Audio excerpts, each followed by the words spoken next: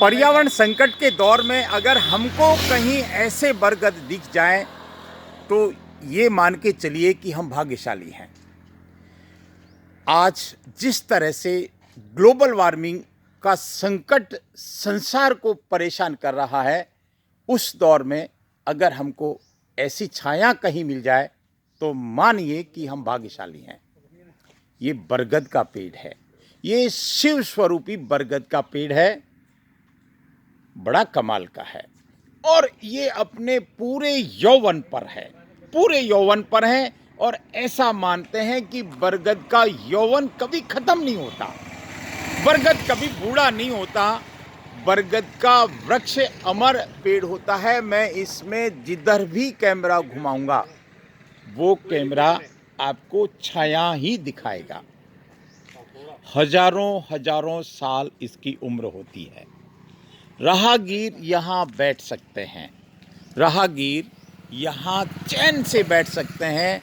आप देखिए साहब, हम क्यों ना एक ऐसे प्रयास करें, हम क्यों ना एक ऐसे अभियान चलाएं कि हमारे ओरण और गोचर और विला नाम जमीन, जहां अंग्रेजी बबूल ने अपना अखंड साम्राज्य जमा रखा है, वहां हम ऐसे बरगद लगा दें।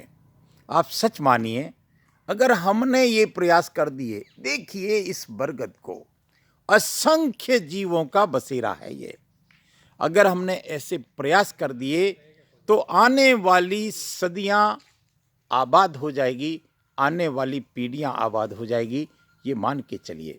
सिरोही टेम्पल्स देवनगरी के देव दर्शन लगातार ये मुहिम चलाता है, लगातार ये चर्चा करता है साहब कि हम पर्यावरण का संरक्षण करें, हम पर्यावरण की बात करें, पर्यावरण पर काम करें।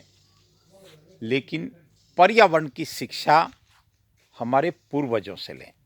पर्यावरण कैसे संरक्षित होता है, ये ऑर्नामेंटल पेड़ पौधे लगाना कोई पर्यावरण संरक्षण का ना तो कभी आधार बना है, ना कभी बन पाएगा।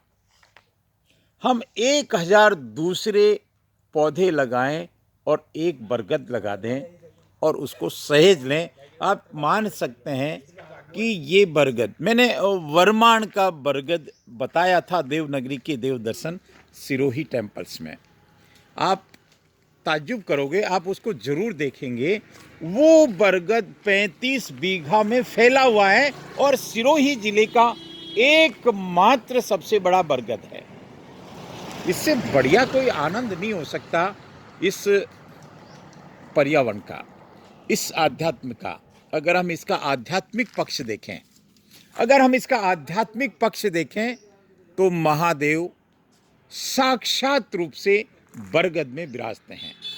बड़े बड़े ऋषि मुनियों की ये पसंदीदा जगह रही है बरगद। इनके नीचे ध्यान करते हैं, साधना करते हैं, तपस्या करते हैं और उस परम तत्व को पा लेते हैं। इस बरगद को देखकर ये कहाँ है, मैं आपको, हमारे साथ में जीतू भाई हैं जिनको जितेंद्र राज पुरोहित के नाम से जानते हैं। जितेंद्र जी, कितना पुराना बरगद होगा ये? आपको तो हो सकता है जब से ऐसे ही देखा होगा। मैं तो बचपन से ये कौन सी जगह है जितेंद्र जी? वाण गांव में। वाण गांव शिवगंज तहसील का एक गांव है। वाण गांव का आध्यात्मिक पक्ष बहुत गौरवशाली है। तो ये तो बड़ा कमाल, 100 साल के ऊपर का है। 100 साल का है, लेकिन पूरा यौवन के साथ है और बहुत कमाल का है। और क्या विशेषता है प्रभु वाण गांव की? वाण गांव में चैन जी महाराज की बड़ा आश्रम है एक। ओके। एक महादेव जी का चैन जी मंदिर है। महाराज का नाम सुनते ही, एक चैन जी महाराज एक संत हुए हैं। उन संत की कहानी ऐसी है कि सामान्य परिवार से थे, सामान्य जीवन जीते जीते उन्होंने परमात्मा को पा लिया। ऐसे चैन जी महाराज ने वाण गांव में तपस्या की थी। ये मार्ग है। अब हम उधर से आज गुजर रहे थे, हमारे साथ में प्रतीक जी भी हैं, उनसे भी मैं बात कराऊंगा। लेकिन ये मान के चलिए कि ऐसा स्थान आप यहाँ लगभग लंबे क्षेत्र में इसकी छाया में हमने भी गाड़ी को रोक लिया। आज देश की धड़कन इंडिया न्यूज़ भी हमारे सामने है। आज देव दर्शन के साथ हम मीडिया के दर्शन भी कर रहे हैं। प्रतीक जी जिनसे सब परिचित हैं, हालांकि प्रतीक जी दूसरों का इंटरव्यू लेते हैं, लेकिन आज मुझे सौभाग्य मिला है। प्रतीक जी, हम जहाँ जा रहे हैं वहाँ के बारे में तो आपको बताएंगे, लेकिन आप इस आनंद के बारे में किस तरह से व्यक्त करेंगे?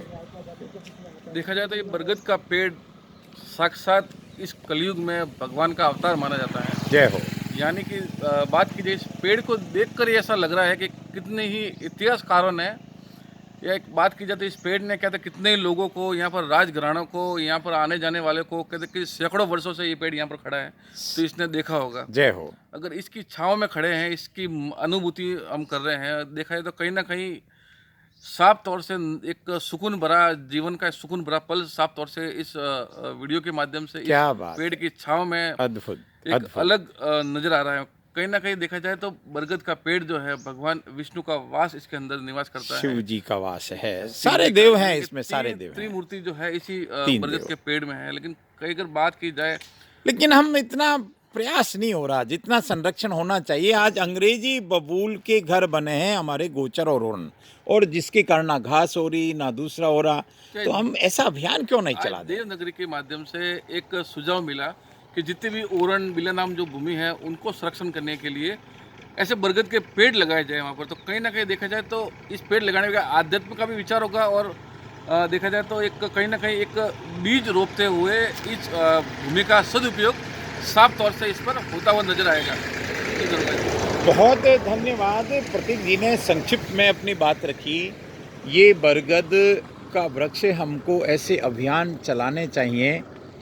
एक बार 5 साल 10 साल उसकी सेवा करनी है, उसके बाद 500,000 साल तक बरगद हमारी सेवा करेगा। मैं मेरी बात को इस बात के साथ विराम देता हूँ कि हम हमारे पूर्वजों से पर्यावरण का पाठ पढ़ें साहब। हम पर्यावरण की अगर बात करनी हो, इन जटाओं को हम देख रहे हैं, वैसे तो महादेव की जटा कहते हैं हमारी लोकल भाषा में, क्योंकि महादेव को बरगद ही स्वरूप में देखते हैं। इस आनंद को मैं विराम देता हूँ, मेरी बात को विराम देता हूँ एक आनंद के साथ कि हम बरगद लगाएं